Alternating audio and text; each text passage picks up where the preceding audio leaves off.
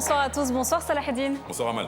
Merci d'être avec nous. Nous sommes ravis d'être avec vous pour la suite de cette soirée spéciale sur les antennes de TV5 Monde, en route pour le Maroc. C'est le plus gros événement sportif du continent africain. On est à quelques jours du coup d'envoi de la 35e édition de cette Coupe d'Afrique des Nations.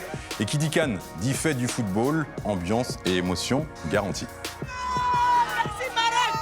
Merci Maroc!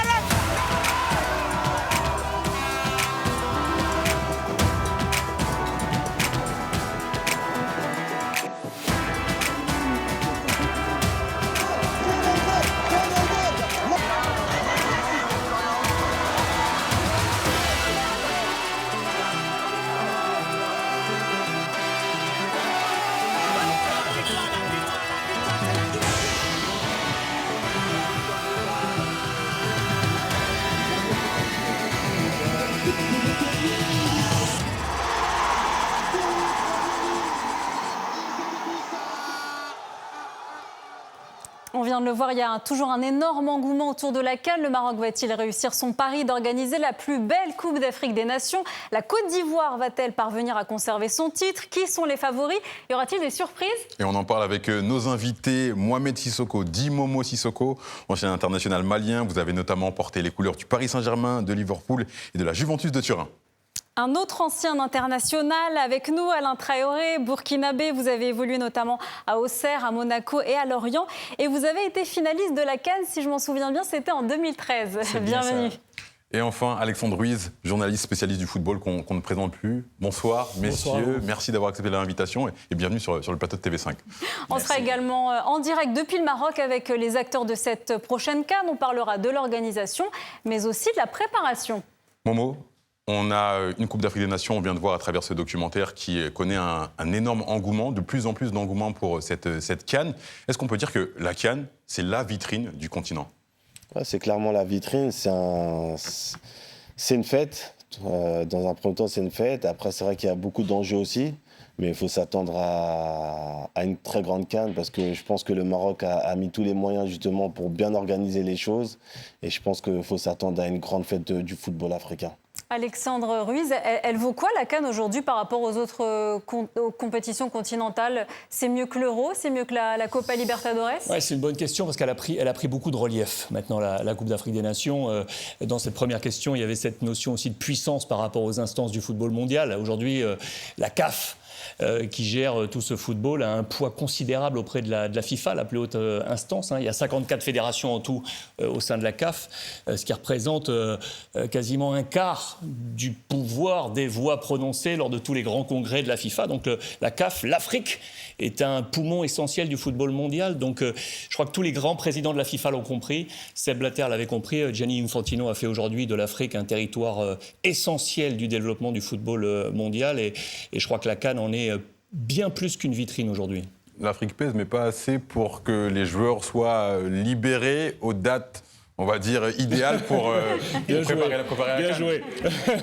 C'est vrai, ça fait partie aussi de ces jeux-là, mais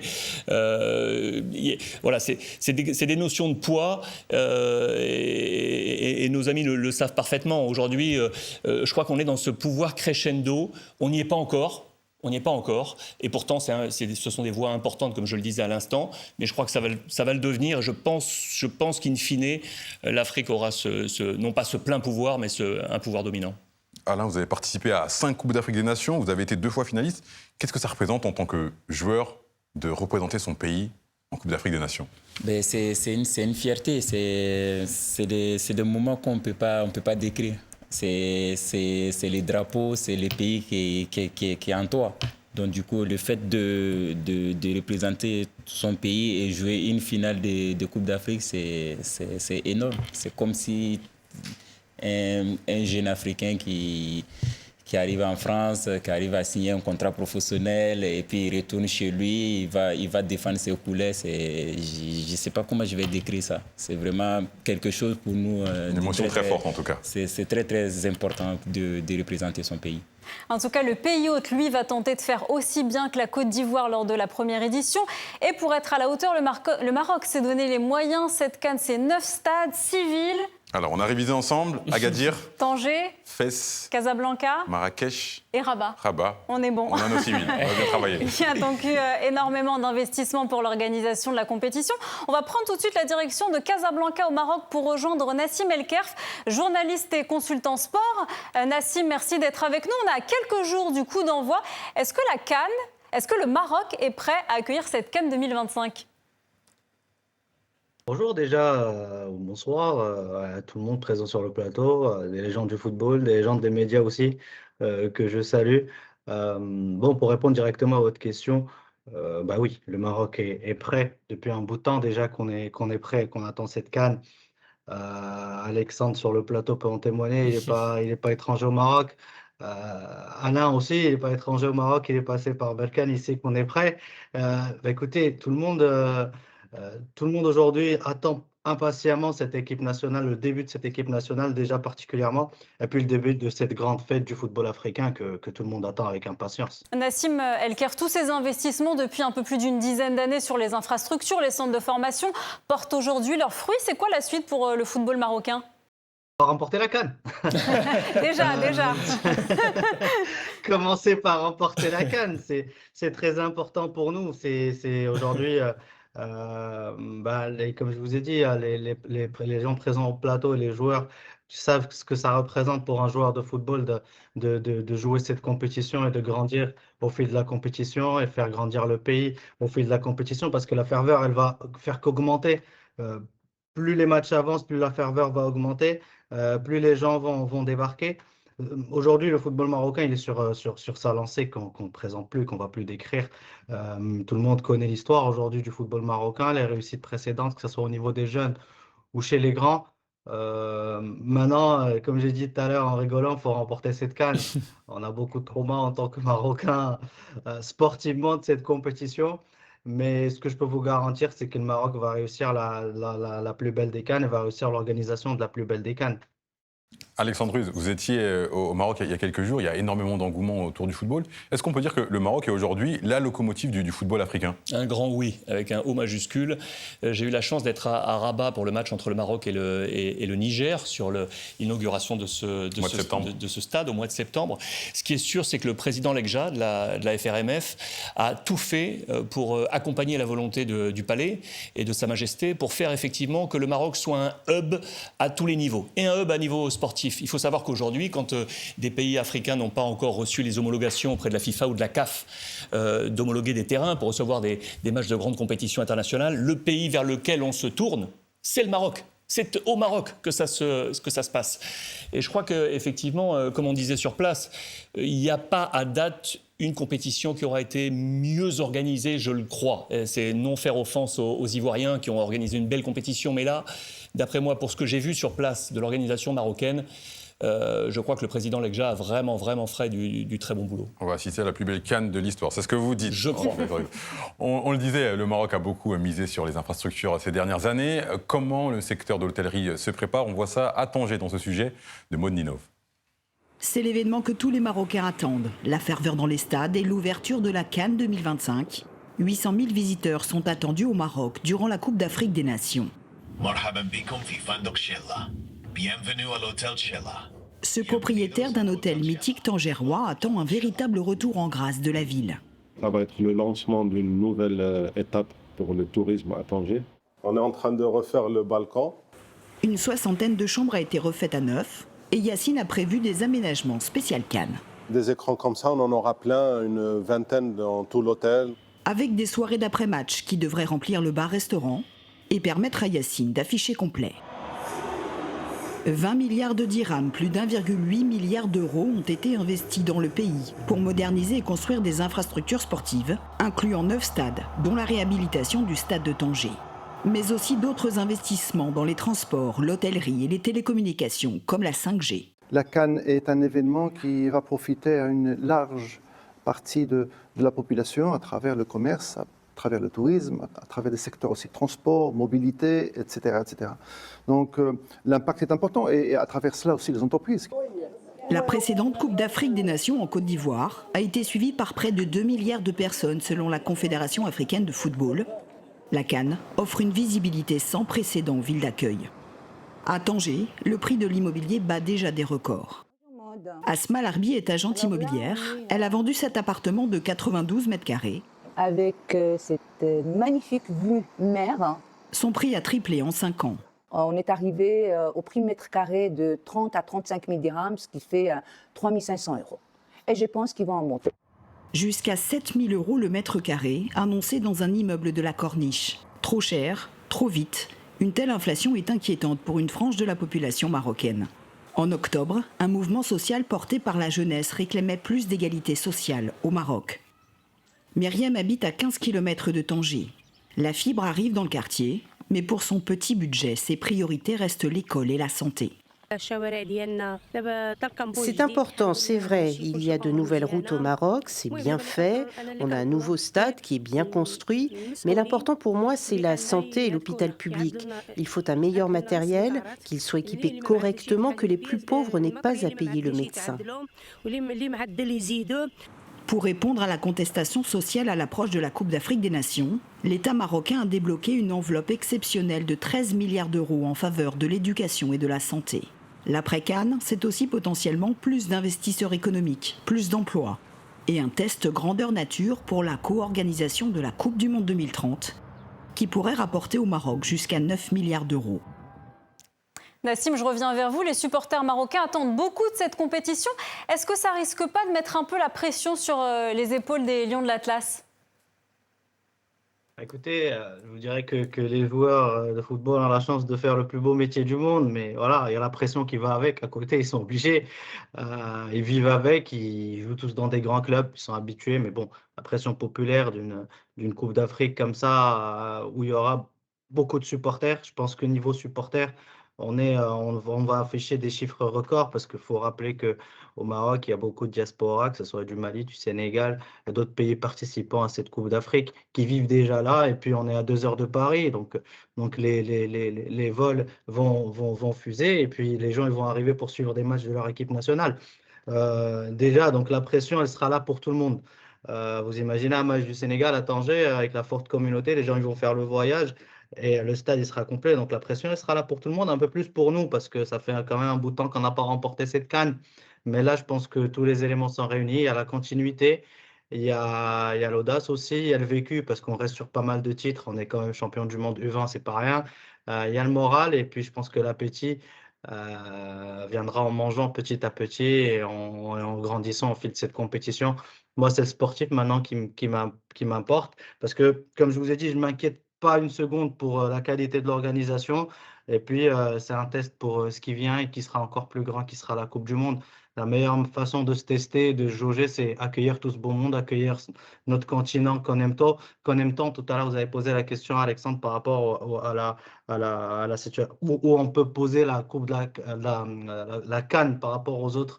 Moi, personnellement, j'adore tellement la CAN que voilà, c'est mon football, c'est le football qu'on aime et qu'on suit tout particulièrement. On le met aujourd'hui au même niveau. On aura une CAN niveau euro. Voilà. Merci beaucoup Nassim El Kherf d'avoir répondu à nos questions et Dema Maghreb.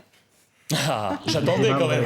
Je me disais quand même, comment Amal n'allait pas lâcher un Dima Maghreb ? C'était obligé. Alors tout le monde attend cette compétition, mais aussi la mascotte. Vous connaissez la mascotte de cette Coupe d'Afrique des Nations ? Oui, non ? On vous la présente en vidéo.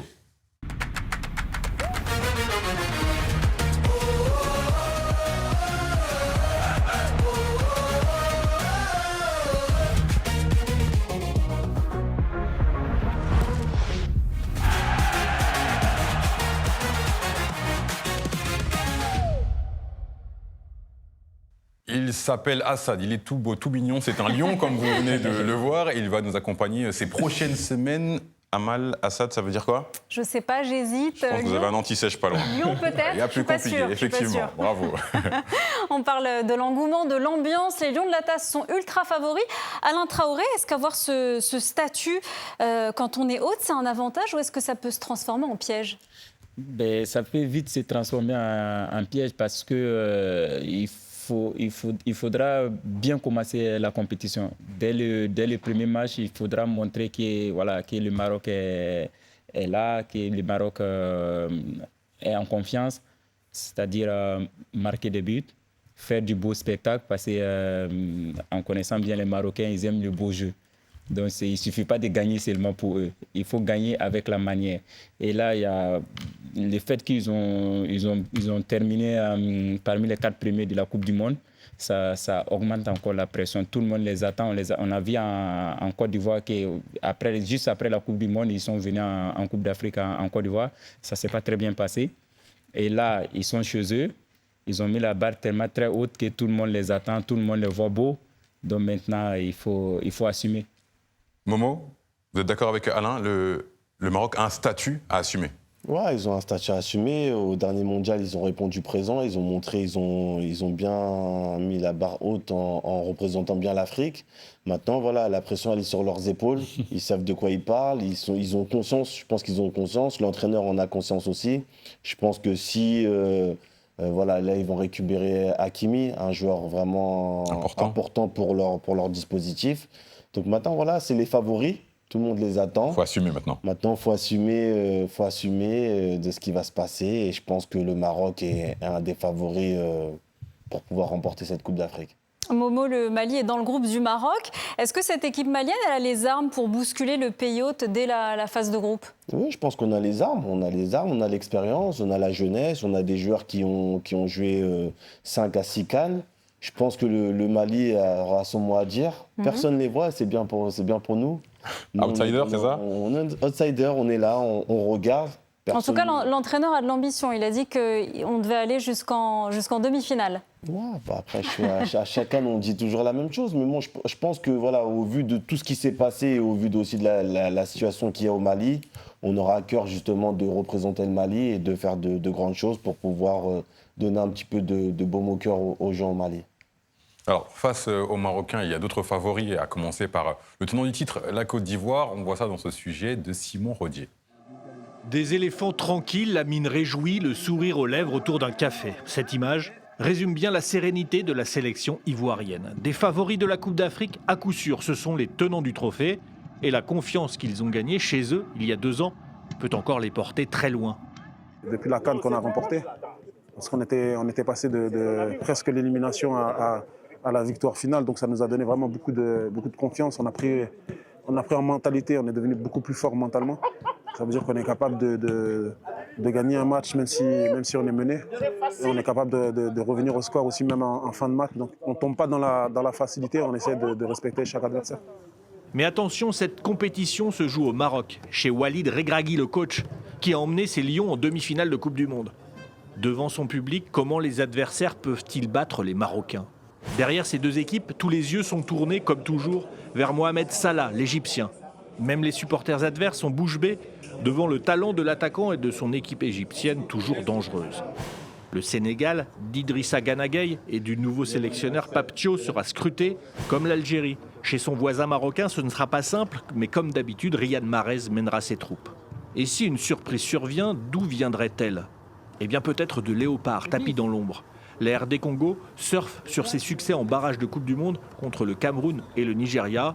Et son sélectionneur adore son équipe. La CAN s'ouvre dans quelques jours, alors profitons des derniers moments de calme avant la tempête marocaine. Alexandre, on l'a vu, les éléphants aussi, la pression. On sait à quel point c'est compliqué de conserver sa couronne. Oui, je trouve que c'est un parcours et la résonance qu'on a de cette dernière CAN. Moi, je suis un passionné d'Emers Faé. Je trouve que c'est un exemple superbe de voir comment on peut transformer sa carrière après avoir été joueur et devenir ainsi sélectionneur. La Côte d'Ivoire a vécu un moment quand même complètement irrationnel, quoi. Comme le disait dans le sujet, ils étaient aux portes de l'élimination. Il y a eu cette déflagration avec une défaite 4-0 face à la Guinée équatoriale. Personne n'attendait ça. Jean-Louis Gasset qui démissionne. Le président de la Fédé qui va essayer d'appeler Hervé Renard, qui était à ce moment-là la tête des filles de l'équipe de France, pour aller jusqu'au JO. La Fédé française dit non. Hervé Renard voulait y aller. Il y a un micmac absolu. Incroyable. On met Emers Faé et bam, renversement jusqu'à la victoire finale. Ça, ce sont des histoires qui marquent l'histoire du football et qui marquent l'histoire de la CAN. Et aujourd'hui, Emers Faé est tout sauf un imposteur, pardon de ce nom, mais c'est vraiment ce que je pense. Il est à sa place. Et je pense que la Côte d'Ivoire a vraiment une énorme carte à jouer dans cette Coupe d'Afrique. Un mot, Côte d'Ivoire, oui. Alain? Moussa? Oui, Momo, pardon. Côte d'Ivoire, c'est des grands joueurs. Ils ont des grands noms du football africain. Et en plus, aujourd'hui, ils ont une équipe. Ils ont une équipe, même si il y a Nicolas Pepe qui ne fait pas partie de la liste. Mais voilà, il y a Wilfried Zaha. Et vous les voyez refaire le coup? Ouais, franchement, moi, je le vois bien. Je le vois bien aller loin dans cette compétition. Mais bon, comme on l'a dit, hein, c'est la CAN. Il n'y a jamais de certitude pendant une Coupe d'Afrique. Pas de certitude. Ouais. Sur le chemin des Ivoiriens dans le groupe F, le Cameroun, Côte d'Ivoire-Cameroun, c'est d'ailleurs une des plus belles affiches du premier tour. Le Cameroun qui a connu des derniers mois mouvementés avec des tensions entre le ministère des Sports et la FECAFOOT. Et il y a un peu plus de 2 semaines, le sélectionneur Marc Brice a été limogé. Momo, les Lions indomptables arrivent, on va dire, avec des turbulences. Ça soude un groupe ou plutôt ça le divise, ce genre de tension avant une Coupe d'Afrique des Nations? Je pense que ça le soude d'un côté pour les pros et tout. Et après, ça met beaucoup de pression sur les autres. Mais encore une fois, c'est dommage. C'est dommage justement qu'une nation comme le Cameroun arrive toujours dans des grandes compétitions avec ce genre de problème. Je pense qu'il devrait se focaliser sur l'essentiel, le football. Et là, malheureusement, ils arrivent un peu, en changeant d'entraîneur, tout ça. Je pense qu'il y a beaucoup de problèmes. Maintenant, c'est les joueurs qui sont sur le terrain. Maintenant, on va voir ce qu'ils vont donner et on va voir comment ils vont gérer cette pression. En tout cas, il y a un autre groupe qui va être très suivi, c'est le groupe D, avec le Sénégal, votre groupe préféré, je crois. Qu'est-ce qui vous fait penser ça? Deuxième nation africaine du classement FIFA. Alexandre Ruiz, est-ce que le Sénégal est encore l'équipe que tout le monde redoute? Oui. Oui. Liberté d'expression totale. Liberté d'expression, Alexandre. Je dis oui. Mais pour moi, ça a toujours été le Sénégal, l'éternel ambitieux. C'est-à-dire que les Sénégalais forment une grande partie du football européen. Aussi, les talents d'Afrique sont souvent des footballeurs sénégalais aussi dans la partie européenne. Et ils ont des ambitions grandes et en sélection nationale. Je ne sais pas ce que vous en pensez, messieurs. Je trouve qu'il y a toujours une frustration. On se dit toujours le Sénégal, et puis in fine, pas de Sénégal. Je ne sais pas ce que vous en pensez, vous, mais ça, c'est avant les victoires, on pouvait le penser, mais depuis qu'ils ont gagné avec Aliou Cissé... ça les a décomplexés? Bien sûr. Moi, je pense que la dernière CAN, si je parle à la Côte d'Ivoire, je pense que le Sénégal allait aller au bout. Intéressant. Vous partagez l'avis? Moi, je suis du même avis. Je pense que le Sénégal, aujourd'hui, fait partie des favoris. C'est une équipe où il y a l'expérience et en même temps la jeunesse. Il y a beaucoup de binationaux qui ont... Aussi pour le Sénégal, ça veut dire que l'ambition et surtout le travail qui est fait au sein de la fédération, il est énorme. Et je pense qu'aussi Sadio, c'est sa dernière CAN, une de ses dernières. Donc il faudra être attentif à ce que le Sénégal va faire. Justement, vous parlez de Sadio Mané. Sur la route de Sadio Mané, dans le groupe D, il y a aussi la République démocratique du Congo et le Bénin. Nous sommes justement avec 2 sélectionneurs, Sébastien Desabre et Gernot Rohr. Merci d'être avec nous. Sébastien Desabre, d'abord, les Léopards sont à un match d'une qualification en Coupe du Monde. Réussir la CAN, c'est aussi bien se préparer ce match décisif du mois de mars au Mexique. Oui, même si on a basculé uniquement sur l'objectif de la CAN. On est, comme vous le savez, un peu perturbé par les dernières décisions de la FIFA qui remettent en cause notre planification de préparation. Donc, on s'attache déjà à bien préparer le premier match contre le Bénin. Et puis, sincèrement, on est uniquement focus sur la CAN et après, on a le temps de penser à ce barrage au mois de mars. Gernot Rohr, vous, quelle équipe vous redoutez le plus dans ce groupe? La RDC de Sébastien Desabre ou le Sénégal de Pape Thiaw? Les 2 équipes sont évidemment favorites dans notre groupe, on le sait. Et c'est toujours le prochain match le plus difficile, donc c'est-à-dire la RDC, qui a éliminé le Nigeria. Nous l'avons vu ce match et on a vu une RDC vraiment supérieure à l'équipe de Super Eagles. Donc je pense que ça va être un match très, très difficile. Et ça sera notre premier match. En plus, on aura 5 suspendus parce qu'au niveau de la CAF, on compte toujours les cartons jaunes récoltés dans les éliminatoires, même si c'était il y a 1 an ou 2. Donc on a eu 6 cartons jaunes dans notre dernier match en Libye. Et 5 d'entre eux, c'était leur deuxième. Donc, ils vont être suspendus pour le premier match, ce qui est un vrai handicap pour nous. Et le dernier match, ça sera contre le Sénégal. Ce n'est pas non plus un cadeau, on le sait. Mais on a le Botswana qu'on aimerait bien battre pour pouvoir se qualifier en tant que meilleur troisième peut-être pour les huitièmes de finale. Sébastien, vous avez quel regard sur votre confrère Gernot Rohr qui a déjà participé à plusieurs Coupes d'Afrique des Nations? Il est un peu plus âgé que vous, c'est on va dire votre doyen comme on dit sur le continent africain. Vous avez quel regard sur sa carrière et son parcours, notamment sur le continent africain? Pour moi, ça a toujours été un exemple. Déjà, j'allais le voir jouer quand il était joueur. Et puis après, il a montré la voie. Et aujourd'hui, voilà, on échange de temps en temps. On sera effectivement adversaire à la CAN, mais voilà, je pense qu'on a des similitudes. On est amoureux de l'Afrique et puis on essaye à la fois de donner des compétences et puis d'en recevoir aussi en toute humilité de l'Afrique. Ça nous a beaucoup apporté. En tout cas, voilà, ce sera un plaisir de se retrouver. Alexandre Ruiz, on voit une nouvelle génération avec des entraîneurs locaux, mais aussi Sébastien Desables, des amoureux de l'Afrique, Gernot Rohr, qui sont aussi là, qui seront là dans cette Coupe d'Afrique des Nations. C'est génial que vous ayez eu ces deux, pour moi, ces deux artisans du football. Ce sont vraiment deux hommes que j'apprécie. L'un particulièrement parce que j'ai exercé avec lui, avec Gernot, dans mes premières années sous les couleurs d'une chaîne française, et je sais qu'il en a bons souvenirs. C'est vraiment quelqu'un que j'apprécie grandement dans sa façon de travailler. Sébastien, que je n'ai pas eu la chance de côtoyer, mais que j'ai suivi attentivement vraiment depuis qu'il était à Niort en Ligue 2, quelqu'un qui a beaucoup voyagé et qui est allé du côté de l'ASEC à Abidjan et qui a amené beaucoup de choses également au football, dans la structuration, dans la façon de transformer des staffs et d'impliquer, de perfuser, et sans oublier ce qu'est le tissu local et de prendre des deux côtés. Vous voyez, vraiment ce côté win-win. On n'arrive pas en position grand détenteur du savoir. Non, on vient avec des connaissances et on vient travailler avec un tissu, et je trouve que ces deux profils-là sont vraiment les artisans, profils type de ce qu'est aujourd'hui la qualité de ce mariage sur le continent. Alain, aujourd'hui, plus de la moitié des sélectionneurs sont des locaux. Il y a une vraie évolution, un vrai changement ces dernières années. Bon, là, c'était pas un bon exemple, mais... Bien sûr, mais je pense qu'il y a une forte politique des fédérations de foot en Afrique. Maintenant, ils travaillent plus avec les locaux que les expatriés. Mais le coach, que ce soit coach Gernot, on a travaillé ensemble au Burkina, même si ça n'a pas été long, mais voilà, j'ai beaucoup apprécié travailler avec lui. Et le coach du Congo, Seb, je l'admire beaucoup. Le fait de ce qu'il fait par rapport, depuis qu'il est arrivé en 2002 à la tête des Léopards, j'ai vu beaucoup de progression. C'est l'un des coachs qui a plus fait progresser son équipe depuis son arrivée jusqu'à aujourd'hui. Demi-finaliste, c'est énorme. Voilà. Il fait une demi-finale de Coupe d'Afrique, et là, il est au bord de la qualification à une Coupe du Monde. Justement, j'ai une question pour vous, Sébastien Desables. J'ai même un dilemme.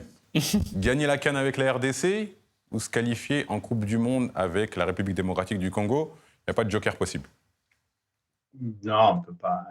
C'est pas une question de joker, c'est une question de focus, de compétition. Donc, on est engagé, on veut gagner. Je vous dirais forcément qu'on veut tout gagner. Maintenant, c'est ce qui est beau à la CAN. Vous avez, quand vous regardez le plateau qu'il y a à la CAN, c'est fantastique.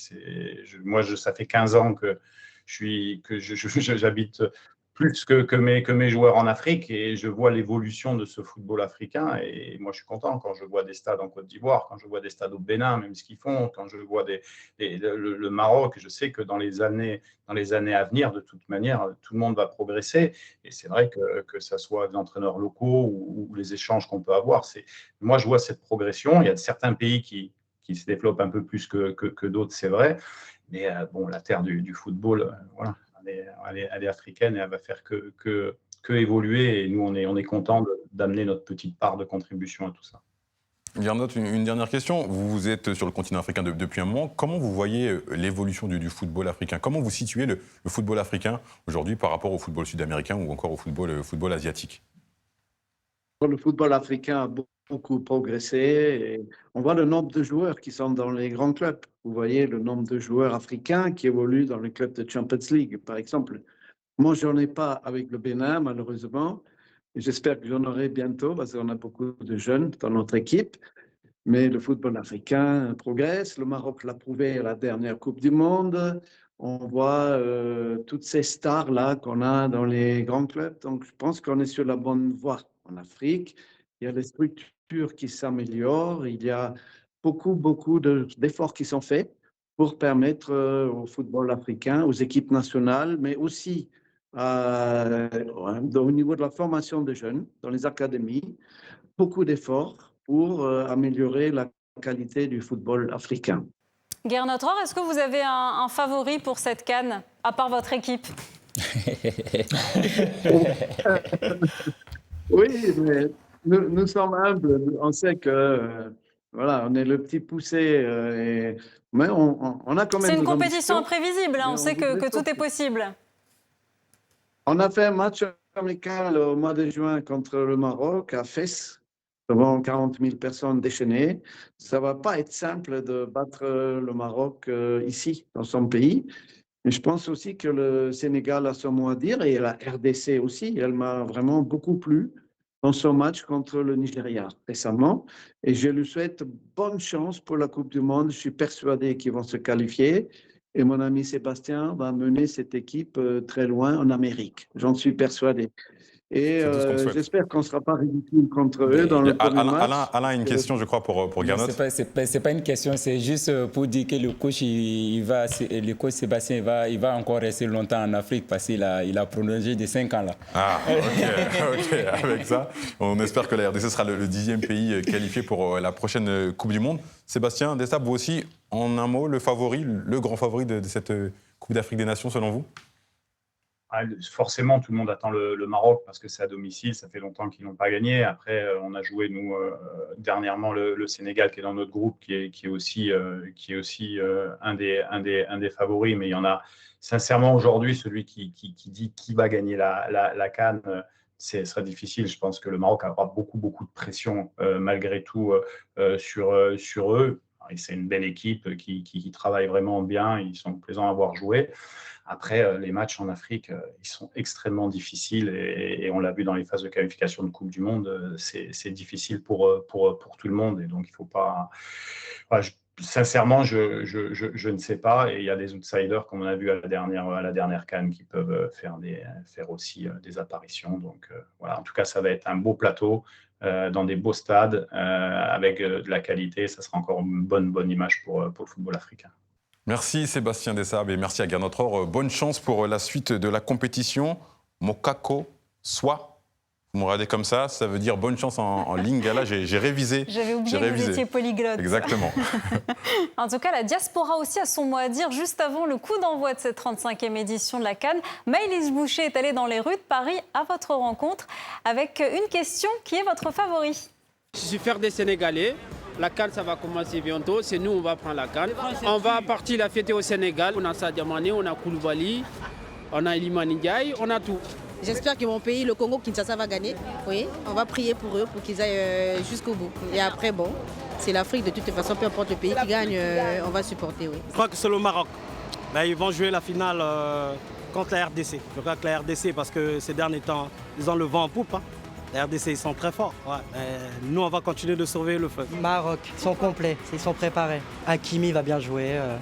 C'est l'équipe du Maroc qui va gagner cette année. Ils sont au-dessus de tout le monde. C'est le Gabon va remporter la CAN. Et je pense qu'avec les très bons attaquants qu'on a, il faut rappeler, on a le meilleur buteur de l'histoire de la Ligue Europa, Aubameyang. On a parmi les meilleurs buteurs du club Los Angeles, Denis Bouanga. On a Mario Lemina au niveau du milieu. On a également un gardien performant, mais c'est juste la défense. Mais je pense que le Gabon va remporter la prochaine CAN au Maroc. Et le Congo est là, on est là. Toro, bétail, toro, c'est censé même bas. La CAN, ça va au-delà des frontières africaines. Et c'est vrai que les diasporas, notamment en France, ont pris beaucoup de billets pour aller à cette Coupe d'Afrique des Nations. La diaspora, c'est aussi sa fête, la CAN. Ouais, c'est la fête à tout le monde au final. Je pense que tout le monde va se déplacer. Il va falloir s'attendre à une très grosse CAN. l'engouement qu'il va y avoir autour de la CAN, ça va être juste extraordinaire. Ça va être une belle fête pour le football africain. Et voilà, c'est un moment de partage, c'est un moment de convivialité. Et je pense que tout ça réuni, ça peut que donner du beau football et surtout des belles alchimies entre toutes les nations. Et que serait cette Coupe d'Afrique sans ces stars? Selon vous, qui va peser le plus sur le destin de son équipe pendant cette CAN? Alain Traoré, d'abord, il y a Mohamed Salah, il a 33 ans, l'Égyptien. Il est un petit peu en difficulté dans son club en ce moment. Est-ce que la CAN, ça ne peut pas être un peu une bouffée d'oxygène pour lui? Mais, comme Momo l'a si bien dit, il parlait de Sadio Mané qui est peut-être vers la fin. Et c'est pareil pour Momo. Parce qu'il n'a jamais gagné la Coupe d'Afrique, Mohamed Salah. Il a été Ballon d'Or, il a gagné la Ligue des Champions, il a été l'un des plus grands footballeurs africains. Un des meilleurs joueurs de l'histoire de la Première Ligue, il manque la sélection nationale. Il manquait la Coupe d'Afrique. Et je suis sûr, dans sa tête, il s'est dit que voilà, ça passe ou ça casse pour cette édition-là. Donc du coup, c'est les grands champions. Je sais que voilà, ils se préparent mentalement, physiquement. Mais pour l'Égypte, je trouve que c'est une très bonne chose qu'ils soient en difficulté en club. Comme ça, il va arriver en sélection, il est frais. Et, voilà, il va vouloir tout casser. L'Égypte qui évoluera dans le groupe B en compagnie de l'Afrique du Sud, de l'Angola et du Zimbabwe, un groupe assez relevé. On a une autre star, Victor Osimhen, l'attaquant de Galatasaray. Allez, sans doute le meilleur attaquant africain. Est-ce qu'il peut peser, est-ce qu'il peut aider les Super Eagles à retrouver les sommets du football africain, Alexandre? Il est le symbole de ce qu'est pour moi la fabrique Nigeria. Le Nigeria fabrique des attaquants. De tout temps, les attaquants les plus puissants du continent africain sont bien souvent des Nigérians. Bon, il faut dire qu'ils sont 220 millions.